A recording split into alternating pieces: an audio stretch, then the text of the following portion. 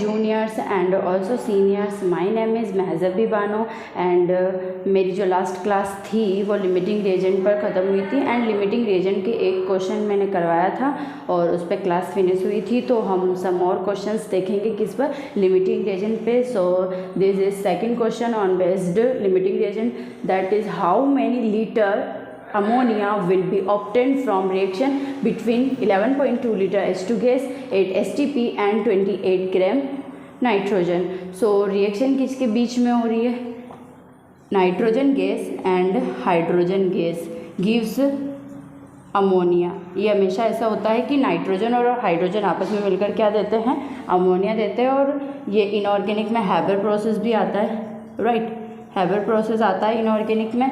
And so यहाँ पर इसको बैलेंस करते हैं तो हमारे पास में क्या हो जाएगा, ये N2 + 3H2 2NH3 हो जाएगा, राइट। इन दोनों के बीच में रिएक्शन हुई है, ये बना है। अब ये बना है वो कितने litre, how many litres will be obtained ammonia. So वो हमें लीटर में निकालना है, वही हमारा प्रोसेस। अब जो पहले मोल एनालिसिस करके निकालते थे वो कैसे निकालते थे, वो तब यूज़ करते थे जब किसी एक रिएक्टेंट की या तो वेट दे रखा हो उसका, या फिर उसके लीटर में कुछ वैल्यू दे रखी हो, या फिर नंबर ऑफ एटम्स या फिर मॉलिक्यूल्स गिवन हो, तो उसके मोल को हम इक्वल करते थे इसके मोल के और इसका मोल हमें मिल जाता था। वो मोल एनालिसिस कब करते, जब किसी एक रिएक्टेंट के बारे में हमें गिवन होता था।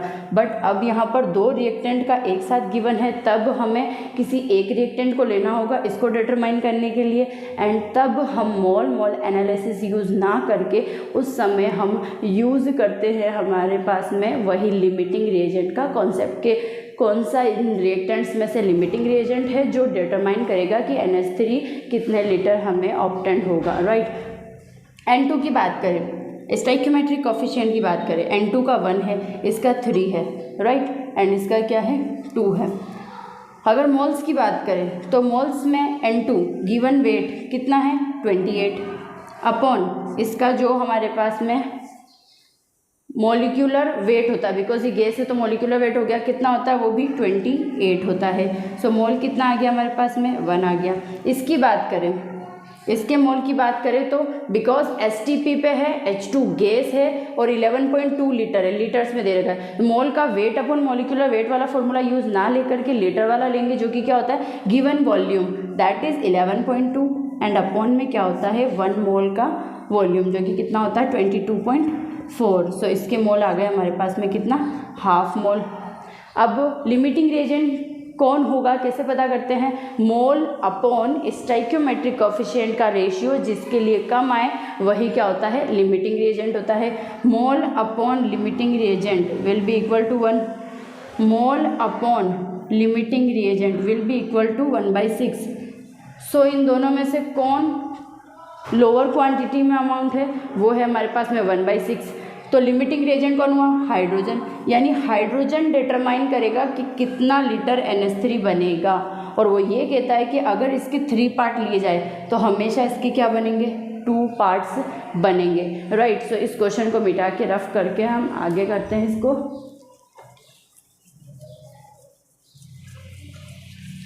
सो इस जो अभी हमने न्यूमेरिकल का थोड़ा सा प्रोसेस किया उसमें ये देखा हमने कि लिमिटिंग रिएजेंट कौन होगा, ये हमें पता चल गया कौन था, हाइड्रोजन।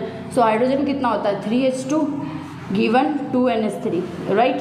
एंड इसके मोल हमें पता है कितने थे 1/2 थे मोल 1/2, क्योंकि वो 1/6 तो क्या था मोल अपॉन स्टोइकियोमेट्रिक कोफिशिएंट का रेशियो था, मोल तो इतने ही थे, राइट। तो ये बोल रहा है इसके 3 लो तो इसके 2 बनेंगे, राइट। तो इसका हाफ लो तो इसका क्या बनेगा, राइट।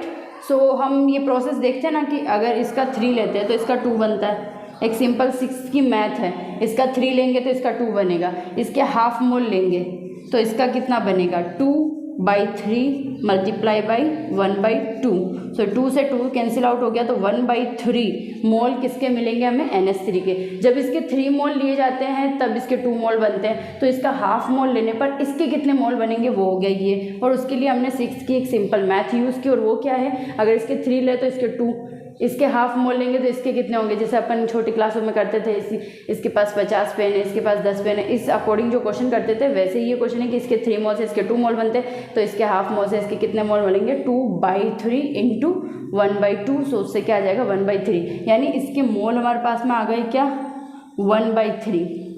अब मैंने बताया था जब लीटर में निकालना हो, मोल हमारे पास हो, तो 22.4 से मल्टीप्लाई करने पर हमारे पास में वॉल्यूम आ जाता है, राइट। बताया था मोल को नंबर ऑफ एटम से इंटू, वो एवोगैड्रो नंबर से इंटू करने पर नंबर ऑफ एटम आते हैं, मोल को 22.4 से इंटू करने पर हमारे पास में गिवन वॉल्यूम आता है, एंड मोल को मोलिकुलर मास या एटॉमिक मास से इंटू करने पर हमारे पास में वेट आ जाता है। सो यहाँ पर मोल हमारे पास था, लीटर में वॉल्यूम निकालना था तो 22.4 से मल्टीप्लाई किया, तो इससे हमारे पास में NH3 का जो वॉल्यूम पूछा है क्वेश्चन में वो आ जाएगा। सो क्वेश्चन में एक साथ दो रिएक्टेंट के लिए हमारे पास में इंफॉर्मेशन गिवन थी, तो मोल मोल एनालिसिस हम यूज़ नहीं ले सकते थे। रीज़न क्योंकि किसी एक की होती तो उसके मोल निकालते अपॉन स्टोइकियोमेट्रिक कोएफिशिएंट बराबर जिसके मोल निकालने हैं उसका अननोन मोल अपॉन उसका स्टोइकियोमेट्रिक कोएफिशिएंट से वो अननोन मोल मिल जाता। बट यहाँ पर एक साथ दो रिएक्टेंट जो है उनकी इन्फॉर्मेशन दे रहेगी, तब मोल मोल एनालिसिस यूज़ नहीं होगा,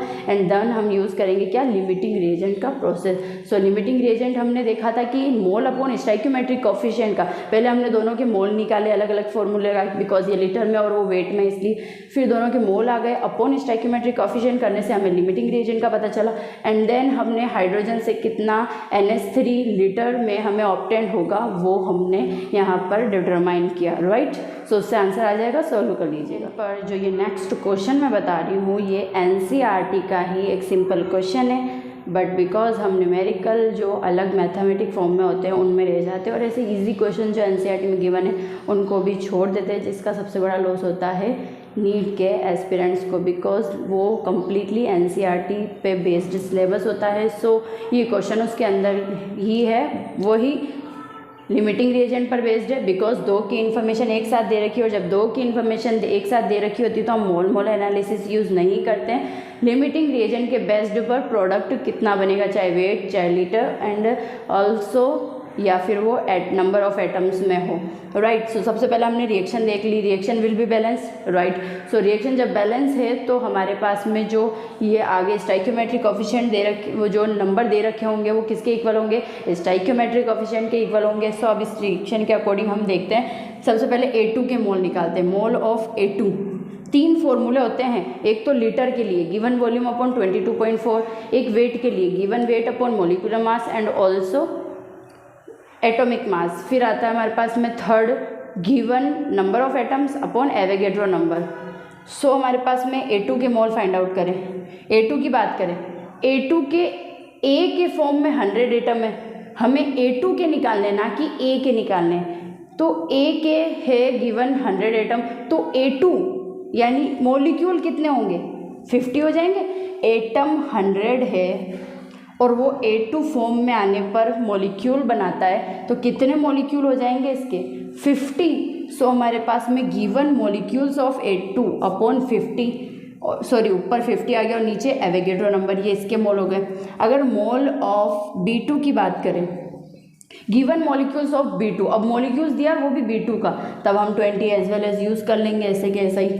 फिर अगर नीचे एवोगैड्रो नंबर से डिवाइड करें, अब आप बताइए ये बड़ा होगा या ये बड़ा होगा, ये बड़ा होगा तो छोटा कौन होगा, ये छोटा होगा, यानी लिमिटिंग रिएजेंट कौन हुआ, ये अगर एवोगैड्रो नंबर है और इसका भी डिवाइड इसमें करना है जो कि एक बड़ी अमाउंट होती है 10 की पावर 23 के अंदर, ये भी 10 की पावर 23 के अंदर, तो दोनों में से छोटा कौन आएगा, यानी कौन सा मोल जो है वो हमें छोटा मिलेगा देखने को। तो नो डाउट ये हमारे पास में क्या आएगा, small as compare to it, इसके कंपैरिजन में ये क्या आएगा हमारे पास में लोअर अमाउंट में आएगा, और जो लोअर अमाउंट में होता है मोल आ गया। फिर हमारे पास में आता है स्टोइकियोमेट्रिक कोएफिशिएंट, इसका भी स्टाइकियोमेट्रिक कोफिशिएंट 1 है, इसका भी स्टाइकियोमेट्रिक कोफिशिएंट 1 है। सो मोल अपॉन स्टाइकियोमेट्रिक कोफिशिएंट जो हम करते हैं उससे हमें क्या मिलता है कि लिमिट के भी मोल निकाल लिए हमने, इसके भी मोल निकाल लिए, इसके मोल छोटे हैं एज़ कम्पेयर टू इसके कंपैरिजन में स्टाइकियोमेट्रिक कोफिशिएंट दोनों का सेम है। सो जिसका इस मोल अपॉन स्टाइकियोमेट्रिक रेशियो जो है वो कम आएगा वही क्या हो जाएगा लिमिटिंग रिएजेंट। सो इस रिएक्शन में लिमिटिंग रिएजेंट कौन हो गया, ये हो गया।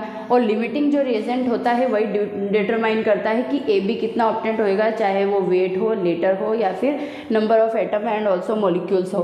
सो यहाँ पर ये बता रहा है कि अगर इसका 1 पार्ट ले तो इसके 2 पार्ट्स मिलते हैं, राइट। इट मीन दैट अगर इसके 20 मॉलिक्यूल्स ले तो इसके कितने बनेंगे, 40 मॉलिक्यूल्स बनेंगे ना। यानी हमारे पास सबसे पहले ये देखना हमें कि अगर 2 एटम्स या फिर 2 रिएक्टेंट की एक साथ इन्फॉर्मेशन गिवन है तो हम मोल एनालिसिस यूज़ नहीं कर सकते, तब हमें लिमिटिंग रिएजेंट की ओर जाना होगा। और उसके लिए लिमिटिंग रिएजेंट के लिए डिसाइड करने से पहले हमें मोल निकालने होंगे ताकि मोल हमें पता चले। सो 100 एटम थे तो फिर मॉलिक्यूल्स कितने हो जाएंगे 50 अपॉन Na, 20 अपॉन Na। अब मैंने एटम ही क्यों नहीं रखा, रीज़न क्योंकि मोल किसके चाहिए, हमें A2 के चाहिए ना अकॉर्डिंग टू रिएक्शन।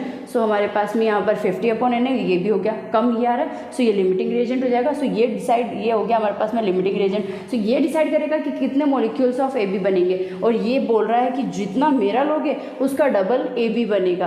अगर इसके 20 मॉलिक्यूल्स हमने क्वेश्चन में दिए हैं तो इसके कितने 40 मॉलिक्यूल्स बन जाएंगे। आ रही बात समझ में। और वही हमसे पूछा था how much molecules of AB will be obtained, तो ये कितने होंगे 40, इसका double because it is the limiting reagent in this reaction. Right, topic as a topic consider कर सकते हो, वो बता रही हूँ, वो बहुत ज़्यादा इंपॉर्टेंट हो सकता है आपके लिए बिकॉज ऐसे कॉन्सेप्ट नीट के भी क्वेश्चंस में लगे हैं।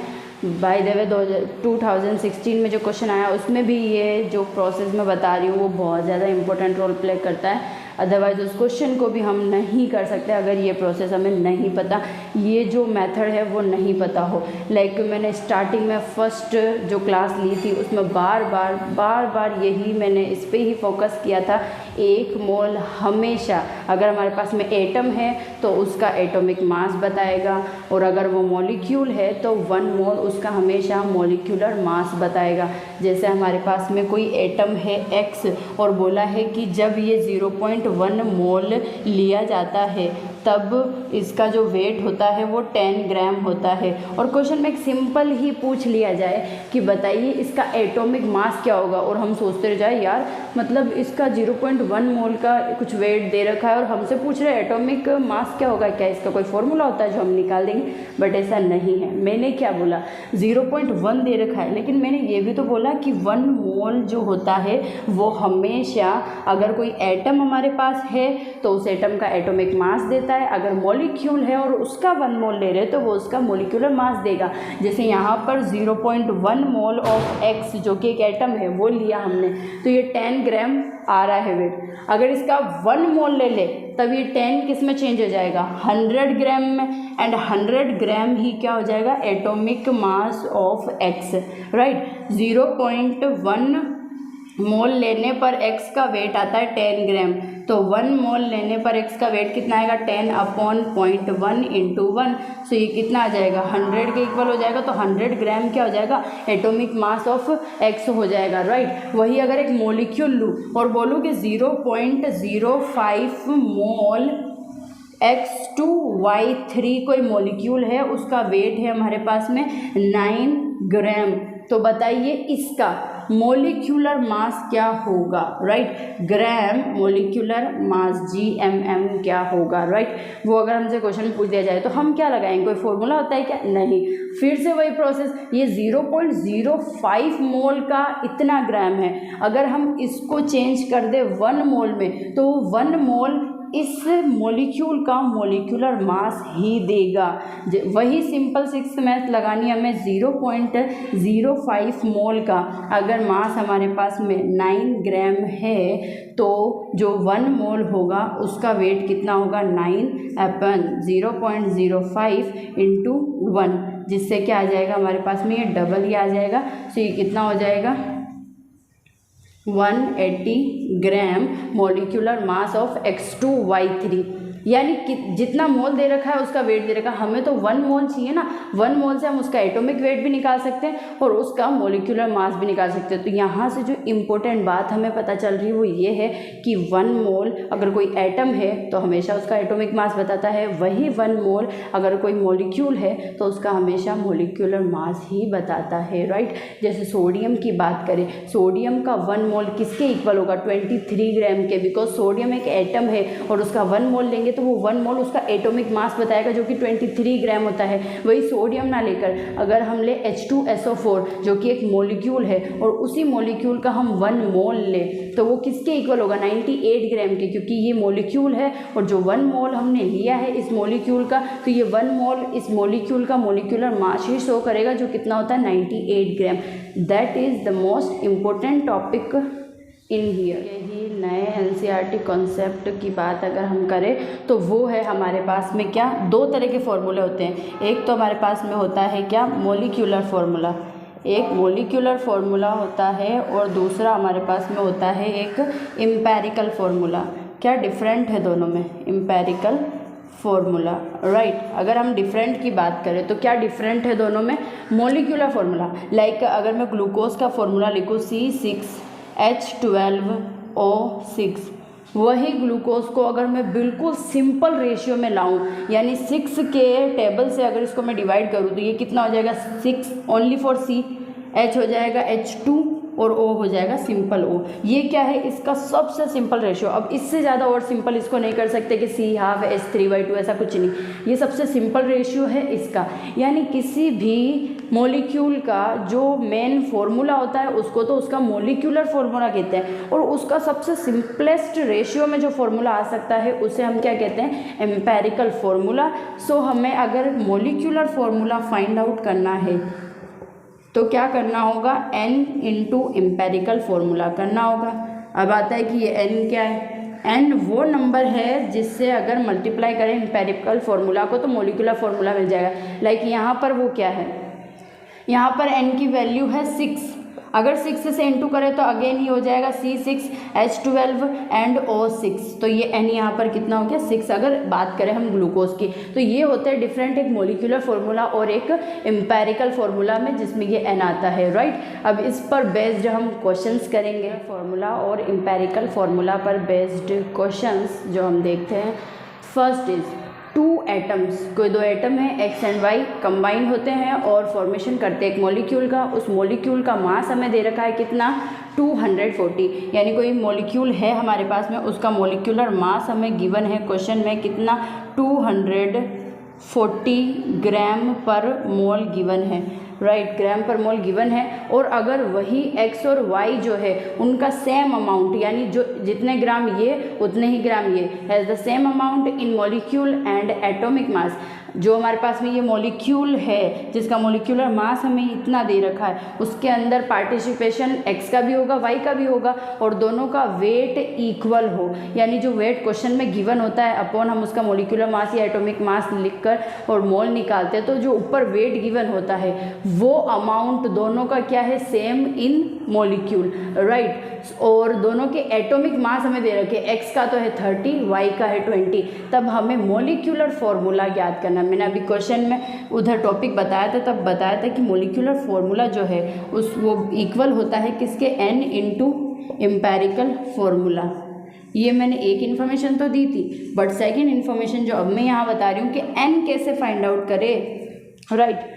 एम्पेरिकल, इस क्वेश्चन में वही हमें पूरा प्रोसेस देखना है कि एम्पेरिकल फार्मूला फाइंड आउट करने का क्या फार्मूला तरीका होता है, एन फाइंड आउट करने का क्या तरीका होता है, ये सब देखना है।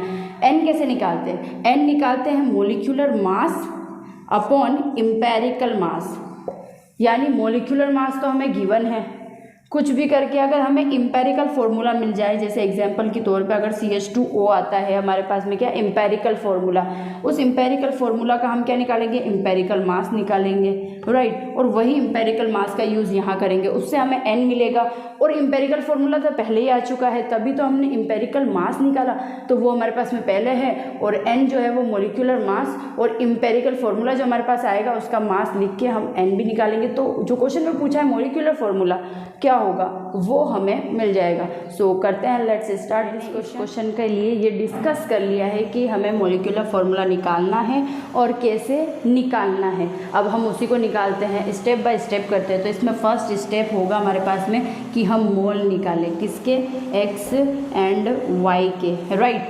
गिवन है हमारे पास में information, molecular mass x, molecular mass 20, same amount, काफ़ी है ये मोल निकालने के लिए। एक्स का निकाले, वेट कुछ दे रखा होगा, डब्ल्यू हमें नहीं पता, बट ये बोला है कि दोनों के लिए सेम है। एक्स अपॉन मॉलिक्यूलर मास 30 दे रखा है। वाई की बात करें, वाई के लिए वेट डब्ल्यू, वही डब्ल्यू जो इसके लिए, क्योंकि बोला है कि सेम अमाउंट में दोनों के वेट है, राइट। वैसे भी ये कट जाएंगे सेम अमाउंट में तो। और 30 की इधर बात करें तो यहाँ इसके लिए क्या है, मॉलिक्यूलर मास एटॉमिक मास कितना हो गया, 20 हो गया, दोनों के मोल आ गए।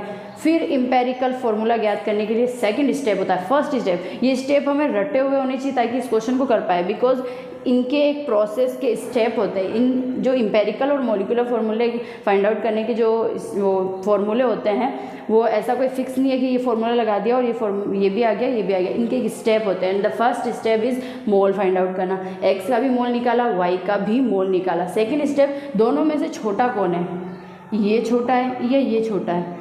ऑफ कोर्स ये छोटा होगा, क्योंकि नीचे बड़ा अमाउंट है, बड़ा जब उसमें डिवाइड करेंगे और एक छोटे को डिवाइड करेंगे तो नो डाउट छोटा कौन होगा, ये एक्स का जो ये रेशियो आ रहा है वो छोटा होगा। जो छोटा होता है उसको दोनों में डिवाइड कर देना, यानी ये जो छोटा है इसको डब्ल्यू अपॉन जो 30 जो छोटा है उसको दोनों में डिवाइड करना। डिवाइड यानी नीचे लिखना है क्या, डब्ल्यू अपॉन 30, तो वो 30 ऊपर आ जाएगा, यानी 30 अपॉन डब्ल्यू हो जाएगा। इसकी भी बात करें, W अपॉन 20 में डिवाइड करना है W अपॉन 30 जो कि छोटा है, दोनों में करना है। इसमें भी वही करना था, इसमें भी, तो ये 30 तो आ जाएगा ऊपर और ये W जो इसके साथ में कंबाइंड हो ही जाएगा। सो यहाँ पर ये हमारे पास में क्या आ जाएगा, अब इसको डायरेक्ट ही लिख देते हैं। क्या आएगा यहाँ पर हमारे पास में, W upon 20 into 30 upon W, right. ये इससे कैंसिल आउट हो गया, ये तो पूरा ही कैंसिल आउट हो चुका है। सो यहाँ पर हमारे पास में क्या आया, यहाँ हमारे पास में 1 एक रेशियो आया है और यहाँ पर 1.5 आया है। अब मैंने बोला था इंपेरिकल फार्मूला सबसे सिंपलेस्ट रेशियो में होना चाहिए, बट फ्रैक्शनल नहीं होना चाहिए। लाइक यहाँ पर फ्रैक्शनल है 3/2, वो फ्रैक्शनल नहीं होना चाहिए। अगर इसको 1 से मल्टीप्लाई करें तो ये 1 और ये 1.5 फिर से आ जाएगा। फिर सेकेंड नंबर कौन सा आता है, 2, इसको 2 से डिवाइड करें तो ये 2 आएगा और इसको 2 से डिवाइड करें तो ये 3 आएगा।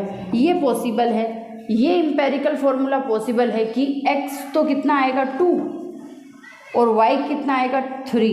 ये इंपेरिकल फार्मूला पॉसिबल है, बट 1.5 की तरह y फ्रैक्शनल में हो, दैट इज़ नॉट पॉसिबल। इसलिए हमने एक सिंपलेस्ट वैल्यू जो न होगी हमारे पास में 2, उससे मल्टीप्लाई किया और हमें इंपेरिकल फार्मूला मिल गया। इंपेरिकल फार्मूला मैंने बताया था कि हमें कुल मिला के n चाहिए, किसको निकालने के लिए, मॉलिक्यूलर फार्मूला के लिए, क्योंकि मॉलिक्यूलर फार्मूला जो है वो किसके इक्वल होता है, वो इक्वल होता है हमारे पास में मॉलिक्यूलर फार्मूला बराबर होता है n into empirical formula. Empirical formula हमारे पास आ चुका है, हमें n निकालना होगा। n कैसे निकालते हैं, मॉलिक्यूलर मास जो कि क्वेश्चन में गिवन है 240 अपॉन इंपेरिकल मास। इंपेरिकल मास निकालना है, x कितना है 30 इंटू 30 60 प्लस y कितना है 20 इंटू 3 अगेन 60। सो ये कितना हो गया 120। सो यहाँ डिवाइड करेंगे 120 से, कितना 2 टाइम्स कैंसिल आउट हो जाएगा। सो यहाँ पर 2 इंटू क्या हो जाएगा, x2 y3, तो फॉर्मूला आ जाएगा हमारे पास में x4 y6। That is the molecular formula of these compound, right, molecule. So ये फिनोमिना था और ये स्टेप हमें बिल्कुल याद रखने हैं। सबसे पहले क्वेश्चन में हमें मोल निकालना होता है। मोल जिसका छोटा होता है उसको पहले वाले मोल से भी डिवाइड करना है, सेकंड वाले मोल के साथ भी डिवाइड करना है। फिर जो सिंपल रेशियो आएगा, अगर वो फ्रैक्शनल में है तो उसे सिंपल में बदलिए, और अगर फ्रैक्शनल में नहीं है तो जो रेशियो आएगा वही इंपेरिकल फार्मूला होगा। जब इंपेरिकल फार्मूला होता है, बहुत बार तो क्वेश्चन में ओनली फॉर इंपेरिकल फार्मूला पूछते हैं, तब तो ये आ जाएगा, लेकिन मैंने ये पूरा इसलिए करवाया ताकि आगे के सारे स्टेप इसमें कवर हो सके। इंपेरिकल फार्मूला आ गया। अगर क्वेश्चन में मॉलिक्यूलर फार्मूला पूछा होता तो n इंटू इंपेरिकल फार्मूला करते, इसके लिए n निकालना होता है। n कैसे निकालते हैं, मॉलिक्यूलर मास जो क्वेश्चन में गिवन है, इंपेरिकल मास के लिए इंपेरिकल फार्मूले पे चले। दोनों के मास हमें ऑलरेडी क्वेश्चन में गिवन है, जितने वो टाइम्स मल्टीप्लाई करना है उतना करने के बाद हमारे पास में इंपेरिकल मास आ जाएगा, एंड देन हमें n की वैल्यू मिल जाएगी और उससे हम मॉलिक्यूलर फार्मूला फाइंड आउट कर सकते हैं। तो ये टॉपिक भी कवर हो गया हमारे पास में, empirical formula, and molecular formula क्या होता है, क्या डिफरेंट इनके बीच में होता है, कैसे फाइंड आउट करते हैं, क्या स्टेप्स हैं इनके न्यूमेरिकल के, वो सब इनमें आ जाते हैं। अब ये टॉपिक भी यही फिनिश करेंगे। की बात करें तो कंसंट्रेशन किसके लिए होती है, सॉल्वेंट के लिए होती है? नहीं, सॉल्वेंट में तो कुछ है ही नहीं। सोल्यूट के लिए होती है? तो नहीं, सोल्यूट भी केवल सोल्यूट है, उसके साथ कुछ नहीं है। हम कंसंट्रेशन की बात करते हैं सॉल्यूशन के लिए। जिस कंसंट्रेशन की हम बात कर रहे हैं उस कंसंट्रेशन को हम यूज़ करते हैं फॉर सॉल्यूशन, बिकॉज सॉल्यूशन जो होता है वो सॉल्यूशन बना होता है सॉल्यूट प्लस सॉल्वेंट। सोल्यूट और सॉल्वेंट जो होता है इन दो से मिलकर के क्या बना होता है हमारे पास में, सॉल्यूशन। और इस सॉल्यूशन में जब दो स्टेप्स होते हैं उसी वजह से कंसंट्रेशन हम किसकी क्या करते हैं, सॉल्यूशन की फाइंड आउट करते हैं हमेशा। अब आता है कि एक सिंपल मेजरमेंट के अकॉर्डिंग हम बताएं कि कंसंट्रेशन है क्या। राइट, हमारे पास में सॉल्वेंट है कितना, 100 ग्राम। उस 100 ग्राम कुछ भी हो सकता है, बट एक मेजरमेंट को लेकर चल रहे हैं कि सॉल्वेंट है 100 ग्राम है। उस 100 ग्राम सॉल्वेंट के अंदर सोल्यूट जो है वो कितने अमाउंट में प्रेजेंट है, यानी सोल्यूट की हमें अमाउंट बतानी है सोल्वेंट में, वही क्या होती है, कंसंट्रेशन होती है। लाइक हमारे पास में वाटर है इसके अंदर प्रेजेंट, इसके अंदर हमारे पास में क्या प्रेजेंट है, वाटर प्रेजेंट है। और इसके अंदर हमने क्या ऐड की है, शुगर पार्टिकल्स हमने ऐड किए। इसके अंदर हमने क्या किया, शुगर पार्टिकल्स। इस पर ज़्यादा फोकस मत करना, आई थिंक ये स्टार लग रहा है बट ये शुगर पार्टिकल है।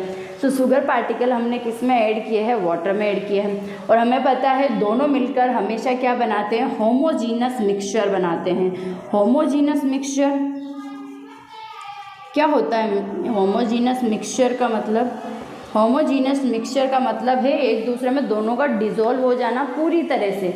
राइट, वैसे ही अगर हम बात करें कि मैं यूरिया लूँ और उस यूरिया को वाटर में डिज़ोल्व करूँ या फिर बेंजीन और वाटर को आपस में डिज़ोल्व करूँ तो नहीं होंगे। यानी मिक्सचर कैसा होना चाहिए, होमोजीनस। तब हम किसकी बात करते हैं, कंसंट्रेशन की। ये शुगर डाली, शुगर को वाटर में ऐड किया तो शुगर कंप्लीटली वाटर में कंप्लीटली हर एक जगह, यहाँ देखे, यहाँ देखे, इस जगह देखे, इस जगह देखे, इस जगह देखे, सब जगह जो कंसंट्रेशन शुगर की है ना वो सेम होगी। ऐसा नहीं है कि हमने 100 ग्राम शुगर इस वाटर के अंदर घोली है जो कि 1 लीटर वाटर है। 1 लीटर वाटर के अंदर हमने 100 ग्राम शुगर ऐड की है, तो यहाँ पर तो 5 ग्राम शुगर आ गई, यहाँ 2 ग्राम या 1 ग्राम या 0.5 ग्राम, फिर यहाँ 1 ग्राम।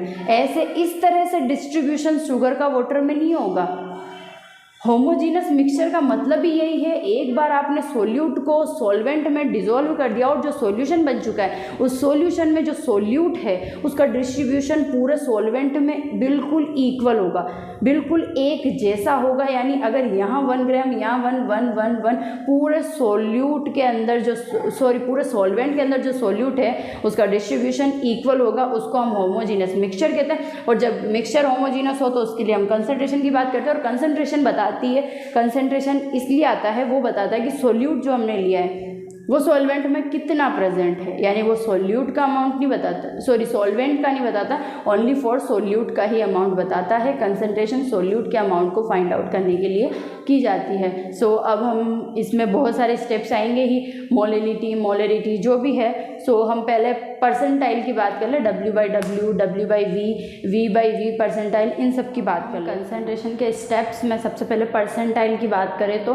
W/W क्या मतलब होता है, जब W/W है यानी वेट है, यानी अगर मैं 10 किलो नमक लूँ, 10 kg नमक ले लूँ और उस सॉल्ट को मैं हीट दूँ नीचे से, तो क्या वो पिघल जाएगा, क्या वो मेल्ट हो जाएगा? ऐसा कुछ भी नहीं है, वो है जैसा रहेगा। यानी वेट जो होता है उस पर क्या टेम्परेचर का इफेक्ट पड़ता है? नहीं। लेकिन वही 10 kg के बजाय मैं 10 लीटर वाटर ले लूँ और फिर उसको हीट दूँ तो नो डाउट कि उसमें से बहुत सी जो वाटर की अमाउंट है वो वेपर में कन्वर्ट हो चुकी होगी। यानी वॉल्यूम, लीटर लिया हमने, वॉल्यूम लिया, वो टेम्परेचर पर डिपेंड करता है। इसमें दोनों ही W है तो ये टेम्परेचर पर बिल्कुल डिपेंड नहीं करता। इसमें एक V है तो ये टेम्परेचर पर डिपेंड करेगा, इसमें तो दोनों ही V है तो ये टेम्परेचर पर तो डिपेंड करेगा ही करेगा। ये दोनों टेम्परेचर डिपेंडेंट अमाउंट होते हैं, परसेंटाइल में ये टेम्परेचर नॉट डिपेंडेंट होता है। सो इसकी बात करें, तीनों में ऊपर सोल्यूट नीचे सॉल्यूशन, ऊपर सोल्यूट नीचे सॉल्यूशन, ऊपर सोल्यूट नीचे सॉल्यूशन आता है। सॉल्वेंट की बात इसमें परसेंटाइल में नहीं होती है।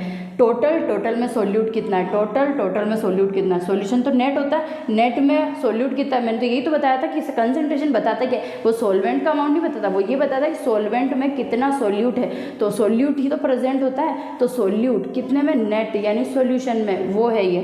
सब 100 से इंटू होंगे बिकॉज हम परसेंटाइल निकाल रहे हैं। दोनों ग्राम में, ऊपर ग्राम नीचे ml, ऊपर भी ml नीचे भी ml, बात आ रही समझ में।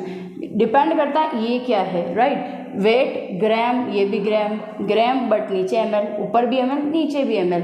अगर बात करें हमने ये तीन जो स्टेप्स लिखे हैं, तीन जो ये लाइन लिखी है, क्या तीनों का मतलब सेम है, और अगर है तो क्यों है, और अगर नहीं है तो क्यों नहीं है, राइट।